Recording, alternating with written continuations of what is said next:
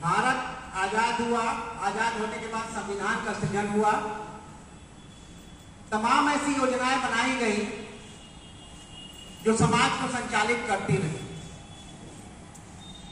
हम कुछ भी नियम बनाते हैं तो नियमों के परिवर्तन की आवश्यकता समय समय पर रहती है, क्योंकि उसी से समाज संचालित होता है। और जो भी हमारे पुराने नियम बने हुए हैं, उन नियमों में हम क्या संशोधन करके समाज को गति दे सकते हैं, यह सोचने के लिए, यह जानने के लिए समय समय से में उसमें परिवर्तन की आवश्यकता होती है। तो इसीलिए राष्ट्रीय विधिक सेवा प्राधिकरण द्वारा जो भी योजनाएं अक्षम व्यक्तियों की विधिक सहायता प्रदान करने के लिए बनाई गई हैं, उनमें भी जब आवश्यकता होती है तो परिवर्तन किया जाता है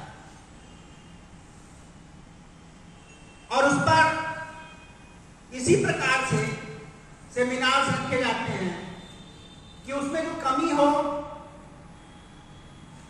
वो पता चल सके विभिन्न लोगों के विचारों के माध्यम से, और उसको हम फिर से परिवर्तित कर सकें। जो पुरानी स्कीम थी इस संबंध में,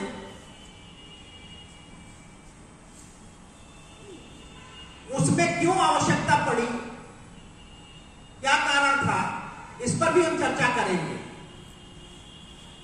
इस स्कीम को जो ये स्कीम आई हुई है, इसका नाम उन्होंने दिया है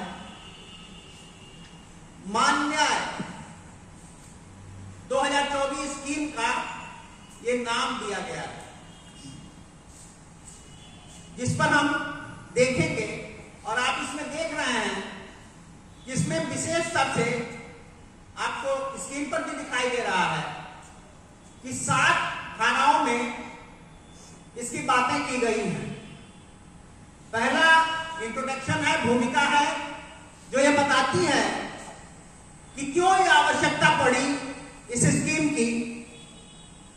संक्षिप्त परिचय इसका बता रही है। दूसरा सेक्शन जो है ऑब्जेक्टिव्स ऑफ द स्कीम का है, जो हमें बता रहा है इसका उद्देश्य क्या है, योजना किस उद्देश्य को प्राप्त करने वाली है।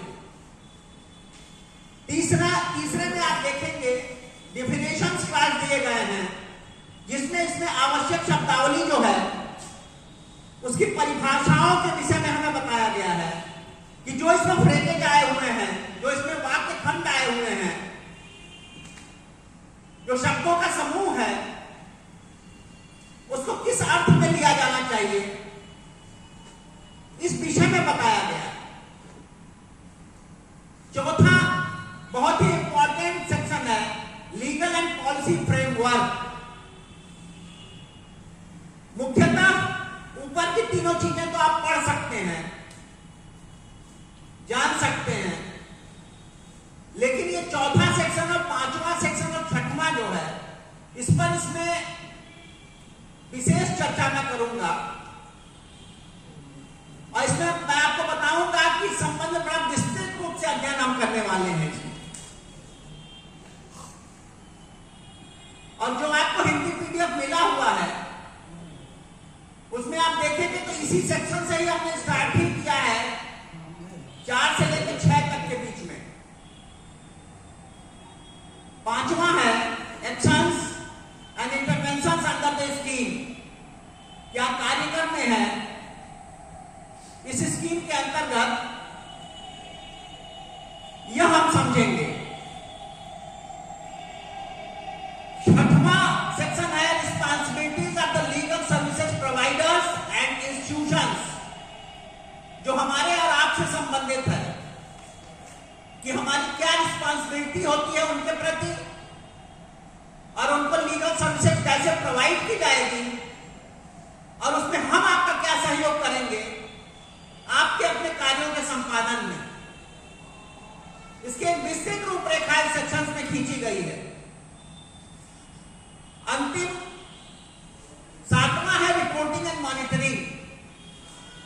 आप कार्य करेंगे लेकिन उसका प्रतिफल अगर लोगों तक नहीं पहुंच रहा है, जानकारी नहीं हो रही है, तो आपका कार्य पूर्ण नहीं माना जाएगा।